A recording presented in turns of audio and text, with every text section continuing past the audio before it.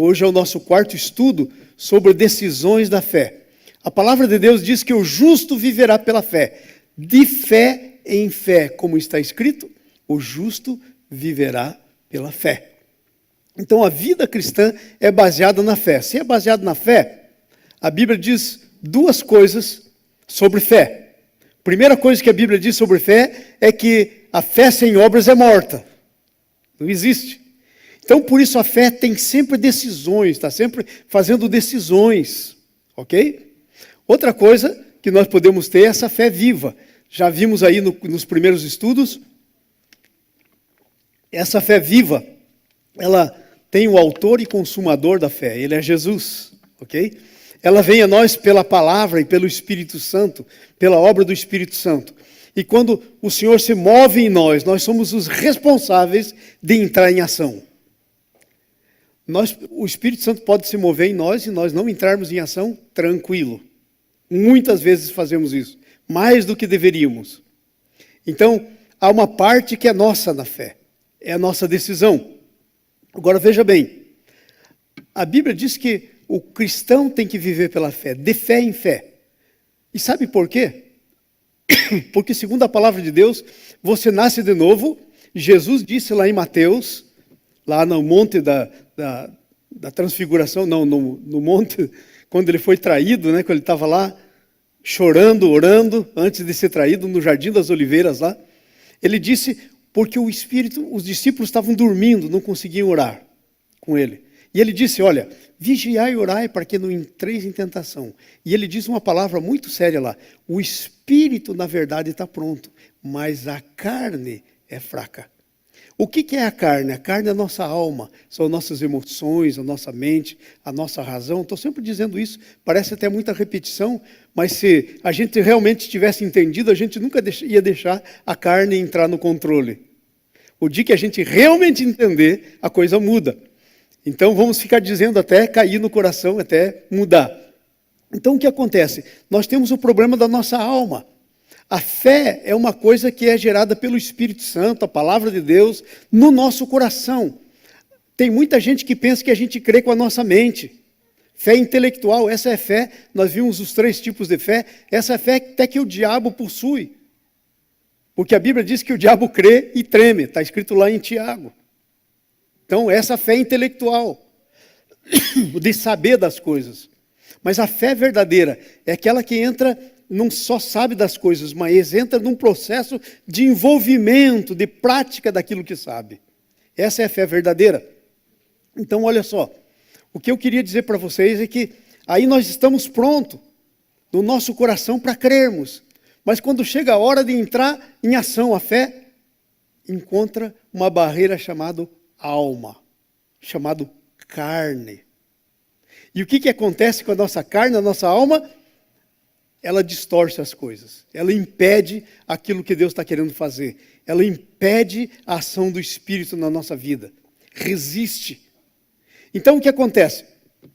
A nossa alma é exemplificada na Bíblia como se fosse a terra de Canaã. Veja bem, Deus tirou o povo do Egito com poderes, milagres, 10 pragas, na última praga morreu os primogênitos, o sangue do cordeiro foi passado na porta, isso se sabe o que significa, simboliza o sangue de Jesus, passado na porta, e aí o que mais que aconteceu? O que ia matar, o anjo que ia matar, não passou, não matou os filhos dos que tinham o sangue na porta. O mar vermelho se abriu, o povo andou, saiu água da rocha, veio codornizes, caiu lá para eles comerem, e eles murmuravam e murmuravam e murmuravam, mas eles acabaram entrando na terra. Mas aí quando chegaram na terra, sabe o que tinha lá? A terra estava lotada de outras pessoas que possuíam a terra. A terra estava cheia de amorreus, cananeus, heteus, ferezeus, jebuseus, tudo que é tipo de Deus tinha lá. Hititas, tinha tudo que é tipo na terra. E o que é que Israel tinha que fazer? Deus tinha dado a terra para eles, mas eles tinham que expulsar tudo aquilo que não era de Deus da terra. E a ordem, e o primeiro que eles fizeram foi quando eles entraram na famosa Jericó. As muralhas caíram e a ordem de Deus era mata tudo. E aí você pode pensar, mas que Deus é esse, pastor? Que manda matar tudo. Tem até criancinha lá, porque Jericó estava cheio de criancinha, pequenininho. Não sobrou um, a espadona do Josué passou no pescoço. Aí você pode dizer, mas que negócio é esse, pastor? Que Deus é esse? Você tem que ler o resto da Bíblia para entender que Deus é esse. Se você vai lá no Gênesis, quando Deus estava falando para Abraão, ele disse que o povo de Israel seria escravo no Egito por 400 anos. Agora, 400 anos, gente, é anos. E diz a razão por qual eles ficariam lá. Porque a medida da iniquidade dos heteus, dos fariseus, dos jebuseus, ainda não tinha se enchido. Então Deus ia esperar 400 anos para que aquele povo da terra pudesse se converter. Mas como eles, em 400 anos, não se voltaram para Deus, aí eles entraram no juízo. Aí a medida da iniquidade deles transbordou. E agora já não tinha mais oportunidade, agora é juízo. E nós temos essas duas coisas, né? Nós que somos os cristãos, a Bíblia nos diz, aquele que crê não entra em juízo, mas passou da morte para a vida. Então se você já creu, recebeu Jesus como Senhor da tua vida, dono da tua vida, você não entra em juízo.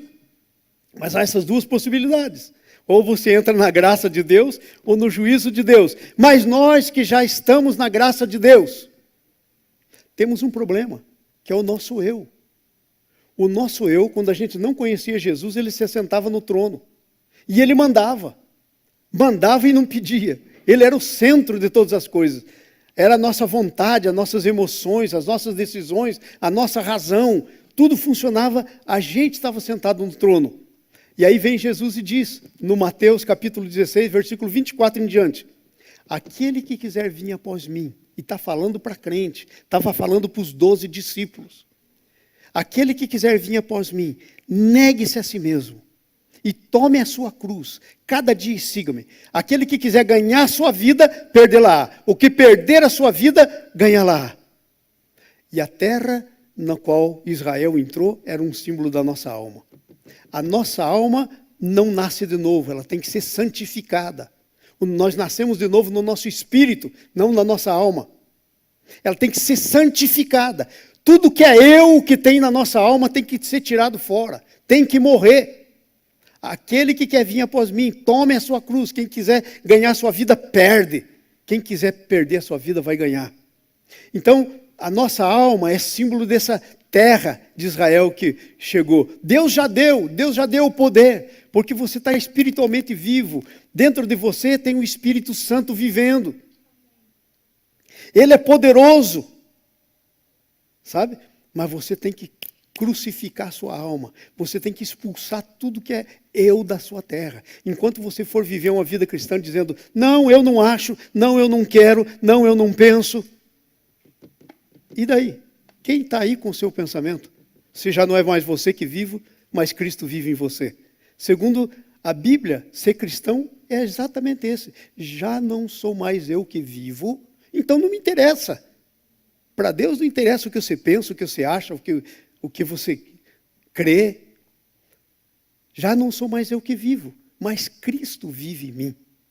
Então, é Cristo vivendo. E cada vez que nós vivemos, é a nossa alma funcionando. Nós estamos andando na carne e não no espírito.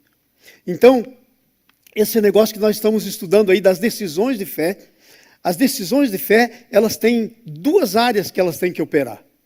As nossas decisões. A primeira área é a área interior, é a nossa própria vida. São coisas que estão dentro da gente. São as raízes de amargura, que às vezes a gente está cheio. São os complexos que a gente está cheio. Eu, por exemplo, eu fiz uma descoberta uma vez que eu fiquei assim, mas como? Porque eu sempre achava que eu tinha complexo de superioridade, porque eu era assim, resistia, quer uma boa briga, quer comigo, pam, pam, pam, pam. Eu sempre fui assim, forte de temperamento. Minhas decisões. E aí eu achava que eu tinha um complexo de superioridade. E um belo dia Deus me mostrou que eu tinha complexo, era de inferioridade. E eu tentava ir para frente porque a melhor defesa, já dizem aí no mundo, é o ataque. Então eu estava sempre atacando, eu era beligerante, brigão. Eu não era uma pessoa assim, tratável. Ainda tenho meus problemas. Mas estou muito longe de onde eu comecei. Graças a Deus, glória a Ele.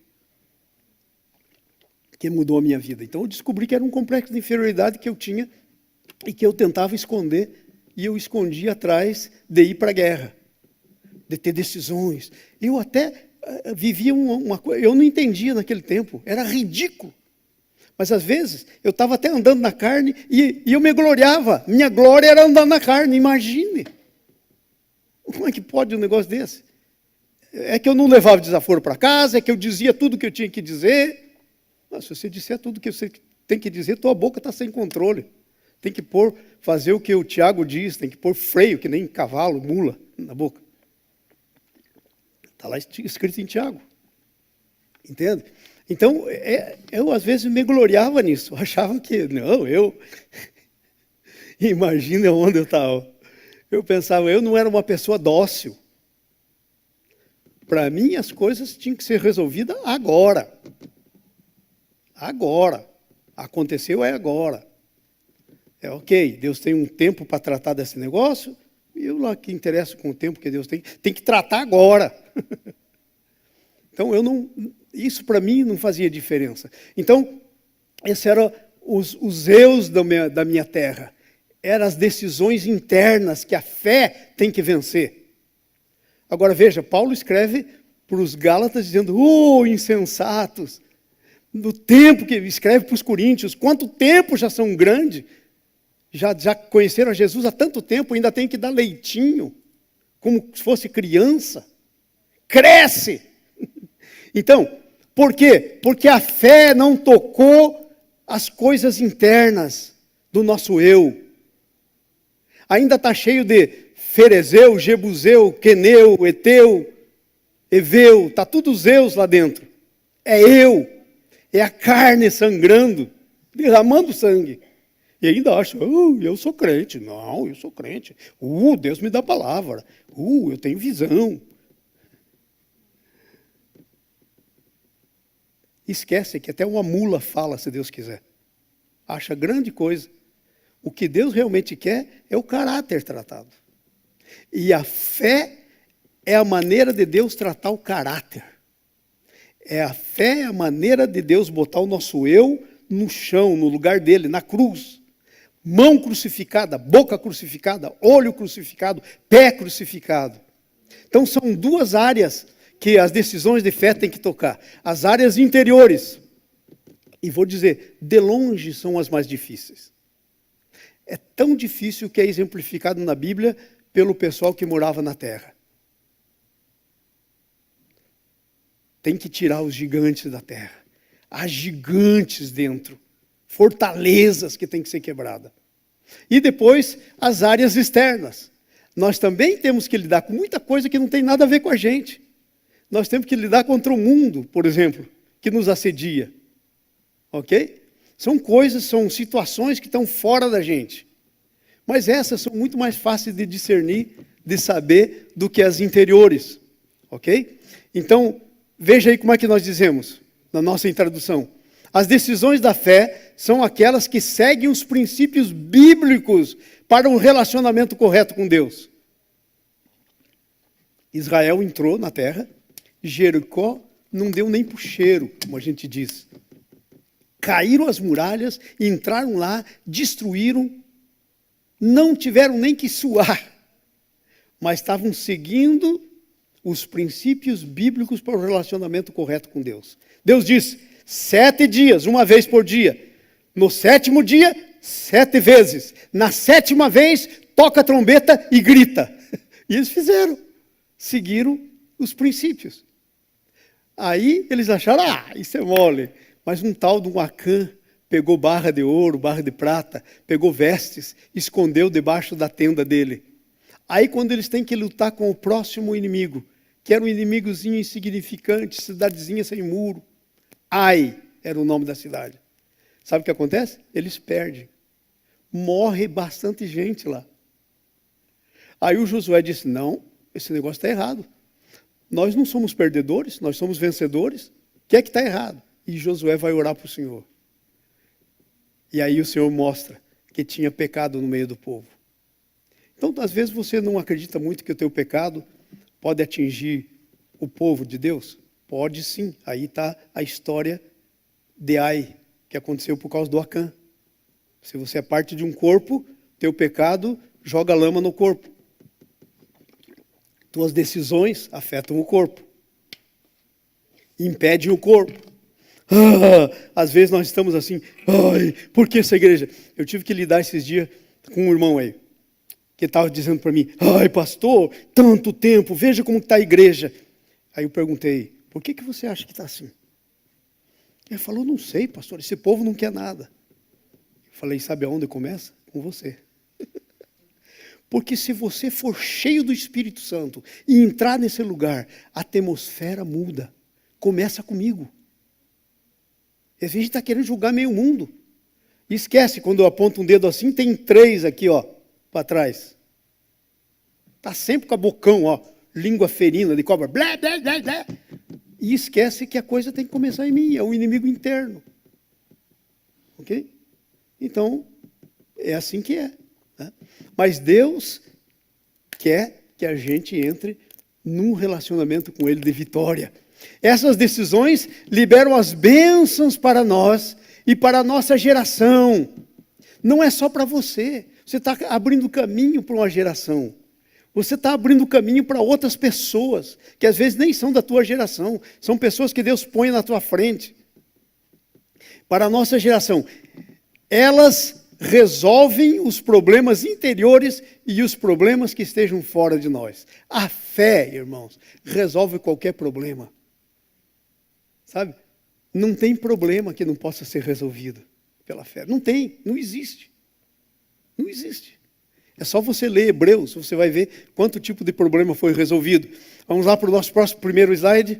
A fé, a decisão da fé rompe ataduras e libera o destino. Nós estamos no livro de Samuel. A Ana não tinha filho, mas a Penina tinha filhos. Então, cada vez que elas iam na igreja, a Penina espezinhava a vida dela, ó, na vida dela. E ela chorava, ficava depressiva, não comia. E na igreja era um inferno, porque ela encontrava a Penina. E sabe, o negócio é muito sério. Porque até então, o marido amava a Ana, né? O marido dela amava, né? Dava a porção dobrada para ela, né? Ela sabia que ele amava, então ela estava na zona de conforto. Mas acontece que Deus não tinha feito Ana para ser estéril. Deus não criou nenhuma mulher para ser estéril. Não. Esterilidade não estava no coração de Deus quando Deus pensou em criar mulher. Ela criou mulher com propósito. Então, tudo aquilo que está fora do propósito de Deus, toda esterilidade, que pode ser esterilidade para ter filho, outra esterilidade, às vezes há esterilidade financeira, há esterilidade relacional, é estéril relacionamento, não consegue manter um relacionamento com ninguém. Então, toda esterilidade não vem de Deus, ok?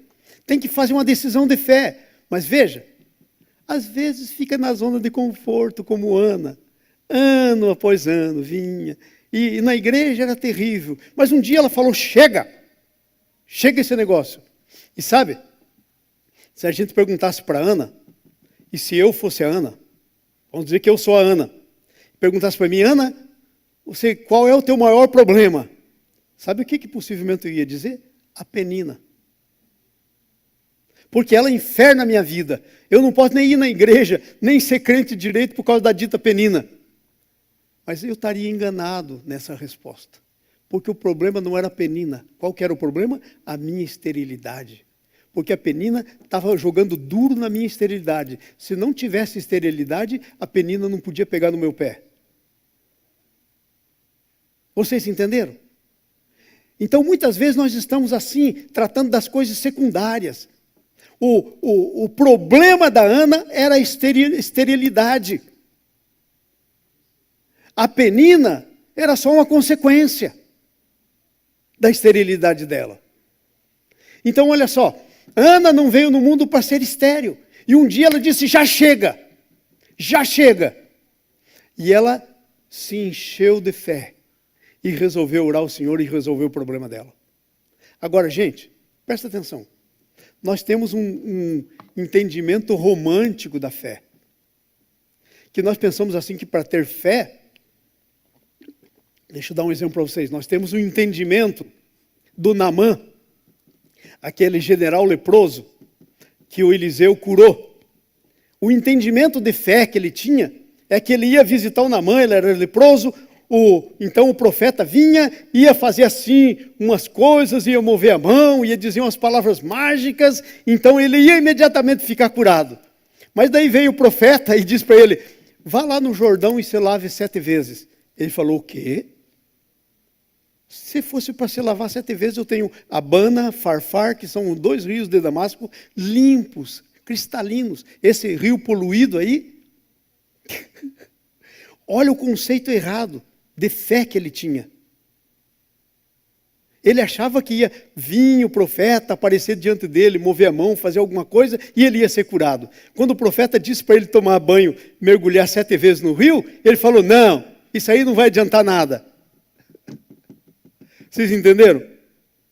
Muitas vezes nós estamos nisso. Se você for ver a fé, como é que a Ana liberou a fé, você vai ver que não tem nada de romântico.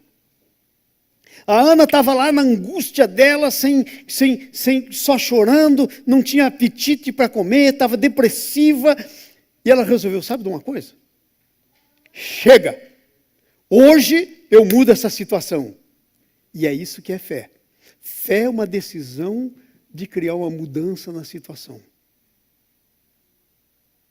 E sabe, ela foi orar, e ela foi lá para o canto, e ela se ajoelhou, e orava, e só a boca falava, e aí o sacerdote que estava lá, o Eli, olhava nela e disse, essa mulher está bêbada, e foi falar com ela. E ela disse, não, eu sou mulher amargurada de coração, de alma, ela diz lá. Mulher amargurada de alma. Deixa eu fazer uma pergunta para vocês. Será que fé funciona quando você estiver amargurado de alma?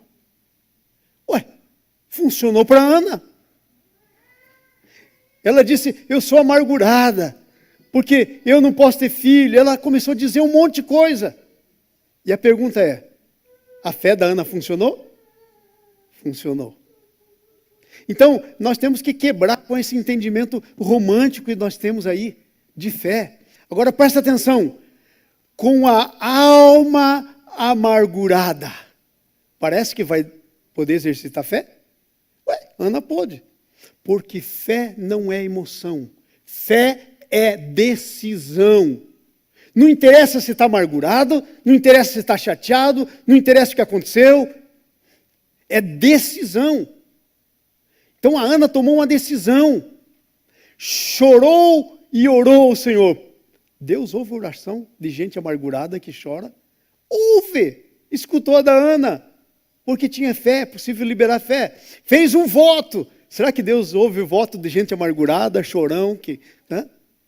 Veja, ele diz assim, se deres atenção à humilhação, alguém que se sentiu humilhada. E sabe, ela se sentiu humilhada pela Penina, mas também ela se sentiu humilhada por Deus, que não tinha dado filho para ela. E te lembrares, ela se sentia esquecida. Alguém que se sente esquecido pode exercer fé? Está escrito aí. A Ana pôde. E se lembrares de mim e deres a tua serva um filho, então eu dedicarei. Pode fazer um voto? E Deus vai aceitar? Pode. A Ana fez.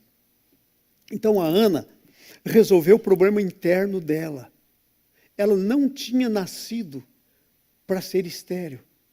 Pela fé, ela tirou a esterilidade de dentro dela. Porque ela buscou a Deus pela fé e Deus a sarou e deu filhos. Amém? Então volta para o nosso Samuel, ok? É 1 Samuel, não é Reis. Que coisa. Ana não veio ao mundo para ser estéril. Você não veio ao mundo para ser estéril. Em nenhuma área da sua vida. Nenhuma área. Você veio nesse mundo com um propósito. Deus tem propósito. Você tem uma esterilidade impedindo o propósito de Deus na sua vida. Deus quer tirar. Sabe por quê? Porque Deus é um Deus de propósito. Ele quer te usar. Mas se você deixar a esterilidade ficar lá, Você não pode ser instrumento na mão de Deus. Deus precisava de um profeta para substituir Eli. E Deus queria dar Samuel. E a Ana se levantou e foi usada. Então nós estamos falando de decisão da fé. Para de pensar que você tem que ter aquela fé, aquela coisa romântica, que tem que estar tudo bem com você. Está tudo perfeito. Não tem que estar. Tenha que ter decisão. Não interessa a situação que está. Ok? Segunda coisa, esterilidade é ilegal, a menos que seja maldição. Maldição, nós já vimos, quem fez o nosso curso lá, é uma palavra bíblica, vem de Deus e não do diabo. Está escrito lá, muitos textos, nós estudamos isso. Então, a menos que a esterilidade seja uma maldição, quem é que ficou estéril por maldição? Uma das mulheres de Davi. Enquanto Davi entrava, adorando, ela olhou e desprezou no coração, ficou estéril.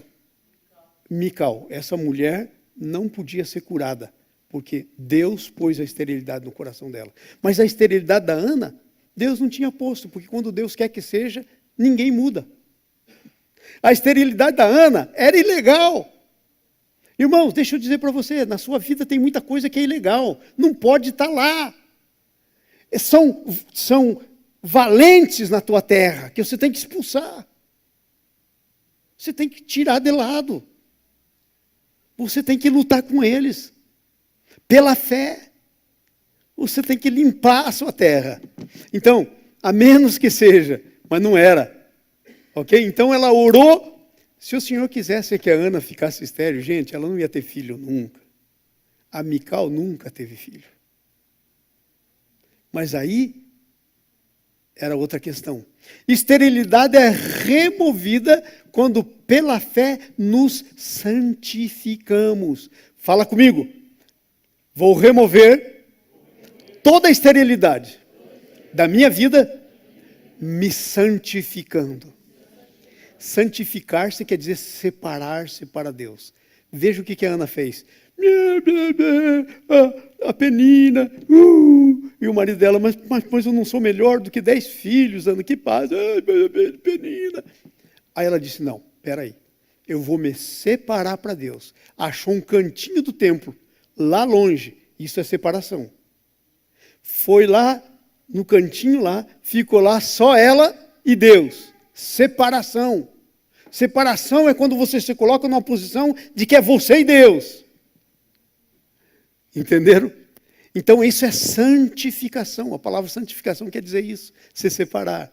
Gente, não interessa o quanto você está depressivo, não interessa o quanto tem penina na tua vida, não interessa a esterilidade que tenha, se você resolver se apartar para Deus, se santificar para Deus, se separar para Deus, meu filho, não interessa. Deus vai fazer. Não vai ter o que possa remover da tua vida a bênção de Deus, impedir na tua vida. A decisão da fé nos alinha com Deus e libera o nosso destino. Gente, vou dizer uma coisa. Tem a primeira parte da vida de Ana e a segunda parte da vida de Ana. A primeira parte da vida de Ana era a parte de uma mulher vivendo na carne. Amava a Deus, ia na casa de Deus, fazia os rituais para Deus, fazia as ofertas, mas estava na carne. E a Bíblia é clara. E os que estão na carne não podem agradar a Deus. Romanos 8. E os que estão na carne não podem agradar a Deus. Então a Ana, a primeira fase da vida dela, era uma fase de vida de mulher de Deus carnal. Mas aí sabe o que acontece? Ela dá a volta por cima e resolve começar a agir pela fé. Característica de uma pessoa carnal, não vive pela fé. Não vive pelos propósitos de Deus. Não vive por aquilo que Deus tem. Então sabe o que ela fez? Ela decidiu que já basta. Ela foi orar, se santificou, se separou para Deus. Volta lá um pouquinho para mim, por favor, o slide. Volta no slide anterior aí. Então, veja, ela se alinhou com Deus para o propósito que Deus tinha. Deus disse, olha lá, a Ana se alinhou, Samuel vai nascer. Tremendo homem de Deus. Ela se alinhou e, sabe, liberou o destino dela, que era ser mãe. E não liberou só para Samuel, porque depois ela teve mais filhos e filhas. Entendeu? Então, liberou o destino, se alinhou. Então, a decisão de fé é que libera nosso destino. Está lá assim, mas é que o meu marido aí arranjou essa penina, essa lei aí que tinha, trouxe a penina. Esquece. Se você se alinhar, penina desaparece da sua vida. Já pensou quando a Ana começou a ter filhos? Penina já era. Já era. Porque toda motivação de acusação que tinha sobre ela caiu por terra. Então, a esterilidade é removida quando nós nos santificamos, nos alinhamos com Deus. Vamos para o próximo, ponto 2. Aí, a decisão da fé remove a agonia das perdas. Ela era uma mulher que estava vivendo uma vida de perdas. E perdas acontecem de muitas maneiras. Há perdas que são perdas físicas, no caso aí dela, familiar, não podia ter filho, perda tremenda. Há perdas financeiras, há todo tipo de perdas. Então, a decisão da fé remove essa agonia. Ok? A agonia começava no coração dela. A penina só botava fogo. Mas o problema estava lá. A penina só soprava o fogo que estava lá dentro. Mas quando ela tomou a decisão de fé, o que foi que aconteceu? Veja o capítulo 1, versículo 18. Veja o que diz aqui, eu quero ler para vocês. Versículo 18, diz assim: E disse ela, acha a tua serva mercê diante de ti. Assim a mulher se foi a seu caminho, comeu e o seu semblante já não era triste. Houve uma mudança. A tristeza se foi. A depressão se foi. A anorexia, que não come, fica magrinho, se foi da vida dela. A tristeza se foi. Não, eu estou triste, mas como é que eu não vou poder estar triste? A penina, eu tenho que conviver com a penina. Ela tinha que conviver com a penina, não tinha outro jeito. Mas essa agonia não é de Deus. Ela tem que sair. Substitui a agonia por tristeza. Substitui o choro por adoração. Veja, 19. Levantaram-se de madrugada e adoraram perante o Senhor. Até então, ir na igreja era choradeira. Até então, ir na igreja era decepção, era amargura. Mas agora é alegria e é o quê? Adoração. E ela adora. Adoraram ao Senhor e voltaram para casa em Ramá. E Eucana teve relação com ela e o Senhor se lembrou dela. Mas eu quero dizer uma coisa. Ela ficou grávida do Samuel quando teve relação com seu marido, depois de ter chegado em casa.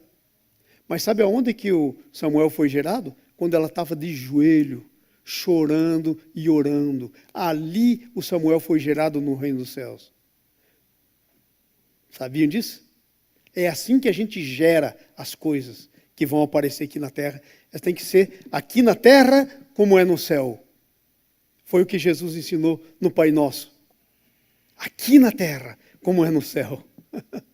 Então, olha só que coisa interessante. Restaura a alegria do relacionamento perdido. Veja o versículo 19 até o 20. Olha o que diz aí. Então, voltaram a Eucana, sua mulher, lembrou-se dela o Senhor. Ela concebeu e, passado o devido tempo, teve um filho e chamou Samuel, porque dizia, do Senhor eu pedi. O relacionamento dela com Deus não andava bom. Ela falava, ela desejava, nada acontecia. Mas agora, quando pela fé, não qualquer tipo de fé, não o primeiro, conhecimento intelectual, não o de saber, não a fé carnal, mas a fé espiritual, como nós já vimos, os 3 tipos diferentes. A fé espiritual, o que ela faz?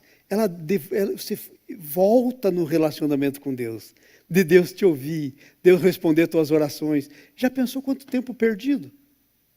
Muito tempo perdido.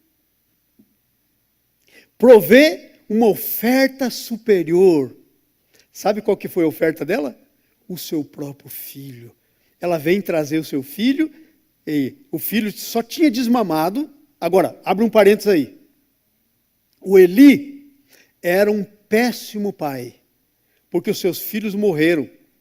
Eram abusivos nas coisas de Deus, era um péssimo pai. Não soube nem educar os filhos. Agora imagine, a Ana fez um voto de trazer o Samuel, logo depois de desmamado, que era aí pelos 5 anos mais ou menos, para que o Saul educasse. Já pensa, o Samuel educasse, ou o Samuel, para que o Eli educasse. A Ana resolveu trazer o Samuel, recém-desmamado, mais ou menos uns 5 anos, para que o Eli, que era um mau educador dos filhos, estava tudo lá, educasse. Ai, ai, ai, ai, ai. Então veja, não tem ninguém que possa tirar do destino quando é uma oferta para Deus. Sabe qual era a única maneira de nunca dar errado com Samuel? Era a Ana fazer do Samuel uma oferta para Deus. Nunca daria errado. Agora, sabe uma coisa que Samuel não fez? Ele não fez o que a sua mãe fez com ele. Não fez dos seus filhos oferta para Deus. Não fez. O que você está fazendo com os teus filhos? Criando como um reizinho? Está lá, a menina lá fazendo coisa errada, e aí alguém chama a atenção dela e você se irrita com alguém que tentou corrigir. Isso é oferta para Deus? O que você está fazendo com os filhos que Deus pôs na tua mão? Se fizer como Ana, ninguém tira. Agora, infelizmente, o Samuel não fez o mesmo com os filhos dele. E se você ler a história dos filhos deles, não foi boa. Ok? Então, olha lá. Traz um cântico de alegria. Veja o capítulo 2, versículo 1. Então ele cresce, ela vai trazendo ele, e ele diz, olha, essa é a minha oferta para Deus. Sabe? Gente, para pensar no que eu estou dizendo. O coração de Ana era igual ao de Deus. Quando Deus quis fazer uma oferta, o que ele fez? Deu o melhor que tinha, seu único filho. O que Ana está fazendo? Está oferecendo o seu filho. Então ela vem para trazer o seu filho. E sabe o que ela faz? Ela compõe um cântico, conhecido como Cântico de Ana. E veja como é que ela começa. Então Ana orou e disse, o meu coração se regozija no Senhor, e a minha força está exaltada no Senhor. Se ela fosse um crente de hoje, ela dizia, eu fiz esse voto, e agora se eu não cumprir esse voto, Deus vai me castigar, vai castigar o menino, eu vou ter que deixar ele lá. Filhos podem se tornar pequenos deuses na vida dos pais.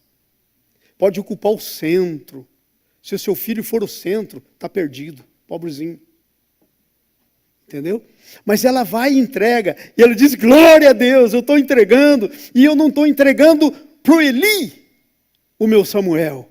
Eu estou entregando para o meu Senhor, Ele que vai cuidar, apesar do Eli, que não sabe educar os filhos direito. Entenderam? Então, que coisa tremenda. Então, o meu coração se regozija no Senhor, a minha força está exaltada no Senhor. Onde é que está a tua força? Onde é que está a tua alegria? A minha boca se ri dos meus inimigos. Agora, quando ela pensa na Penina, ela diz, Senhor, tem misericórdia da pobrezinha da Penina. Agora não tem mais nem coisa para tentar ser aceita pelo meu marido. A Ana não pode ter filhos, porque agora eu tenho filho. Então, olha só. Porquanto me alegro na tua salvação. Quem tem sido a salvação tua? Teu braço? Tuas decisões? Teu temperamento? Quem tem sido tua salvação? Quem tem sido? Não sei. A gente tem que examinar o coração. Ok? Então ela vai, um cântico de alegria e de triunfo, um cântico de reconhecimento da santidade de Deus. Veja o versículo 2, o que ela diz? Não há santo como o Senhor, porque não há outro além de ti, rocha nenhuma há como o nosso Deus. Ela não podia dizer nada disso antes. da sua decisão de fé. Veja como a decisão de fé muda as coisas na vida. Eu não podia dizer nada disso. Ok? Reconhecimento, um cântico de reconhecimento da soberania. Um cântico de reconhecimento de que Deus é incomparável. Não há nada que se possa comparar contigo. Não há nada. Está lá, um cântico de reconhecimento que Deus é incomparável. Como é o teu Deus? Compara com alguma coisa? Não, meu Deus é incomparável. Ah, é? Quando você tem que tomar uma decisão, o que fica do lado de Deus? Hã? O que fica? Aí você vai dizer, não, pastor, isso está meio confuso. O que fica? É simples. É simples. Quando você tem que escolher depender, de quem você depende? Do seu trabalho? Da sua sabedoria? Da sua força, da sua inteligência? Da sua capacidade? Do seu treinamento que você já teve? De quem você depende? É simples. Então, um cântico de reconhecimento de que Deus é incomparável. Um cântico de reconhecimento de que Deus é soberano. Gente, quão soberano é Deus na tua vida? E se Deus for soberano na tua vida, a coisa vai mudar tudo, radicalmente. Veja o versículo de 3 a 10, que diz aí: não multipliqueis palavras de orgulho, nem saiam coisas arrogantes da sua boca, porque o Senhor é Deus, dá sabedoria e pesa todos os feitos na balança. O arco dos fortes é destruído, porém os débeis cingidos de força. Porque os que antes eram fartos, hoje se alugam por pão. Os que andavam famintos não sofrem mais fome. Até estéril. Agora diga comigo, tem 7 filhos. Vamos lá. Diga isso. Até estéril.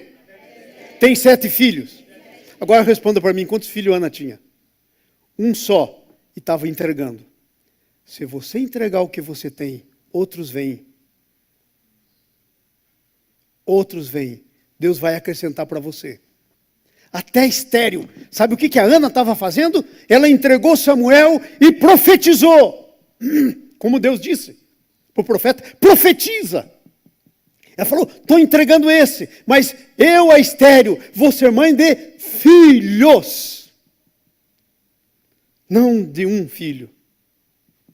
E o que foi que aconteceu? Sua profecia se cumpriu. E ele vai dizendo. Eram os filhos de Eli, patati, patatá. E aí, aonde que está a história da Ana? Versículo 21. Vai lá para o versículo 21, por favor. Capítulo 2, versículo 21. Vamos ler todos juntos? Vamos fazer essa leitura. Versículo 21. Ok? Vamos lá, todo mundo junto, bem alto. O Senhor foi bondoso com Ana, e ela engravidou, e deu à luz 3 filhos, 2 filhas. Enquanto isso, o menino crescia na presença do Senhor. Claro que só podia crescer na presença. O Senhor ela consagrou ele ao Senhor. 5 filhos, 3 varões, substituindo aquele que ele deu. Mais 2 meninas. Uau! Deixa eu te dizer. Quando você vem para Deus, você faz a tua oferta ao Senhor, você profetiza. Você dá o melhor que você tem, ou você dá uma coisinha aí para Deus? Dá uma merrequinha, rouba a Deus. Começando nos dízimos, que é de menos importância. Teu dízimo é tão menos importante que a tua vida. Mas você começa roubando a Deus no dízimo, vai roubar na sua vida também. Vai roubar no seu tempo, vai roubar na sua decisão, no seu futuro. É terrível. Vamos para a conclusão. Coloque aí a nossa conclusão. Ali, vamos lá, Eli abençoava a Eucana e a sua mulher e dizia, o Senhor te dê filhos desta mulher, em lugar do filho que devolveu ao Senhor. Veja, ela profetizou, mas Deus vai levantar outros também para profetizarem na tua vida. Você profetiza, mas Deus levanta outros para profetizarem. E voltavam, vamos lá, e voltavam para casa. Abençoou, pois, o Senhor a Ana, e ela concebeu e teve 3 filhos e 2 filhas. E o Samuel crescia na presença do Senhor. Que coisa tremenda! Perguntas para meditação que eu e você temos que fazer. Temos que fazer. As circunstâncias estão impedindo as minhas decisões de fé? Senhor, mas tem aí a Penina. Senhor, mas tem aí, e você dá o nome que quiser, circunstâncias. Senhor, mas se eu não tivesse doente, as circunstâncias estão impedindo. Pergunta 2, numa escala de 0 a 10, o quanto as circunstâncias impedem a minha fé? De 0 a 10, porque pode estar feio, pode estar 9, 9, quase não tem. A Ana teve um tempo dela que de 0 a 10 ela estava no 10. Não tinha nada de resposta. Quais as 2 maiores coisas que farei para vencer as circunstâncias? E o que eu estou falando de circunstâncias? Às vezes a maior circunstância minha sou eu. É o meu eu que tem que morrer. Mas eu amo o meu eu. Eu adoro o meu eu. Não quero deixar ele morrer. Eu quero continuar com a minha opinião. Quero continuar como eu sou. Eu sou assim. Vocês já ouviram isso? Eu sou assim. Então, nós precisamos fazer as perguntas na nossa vida. Amém?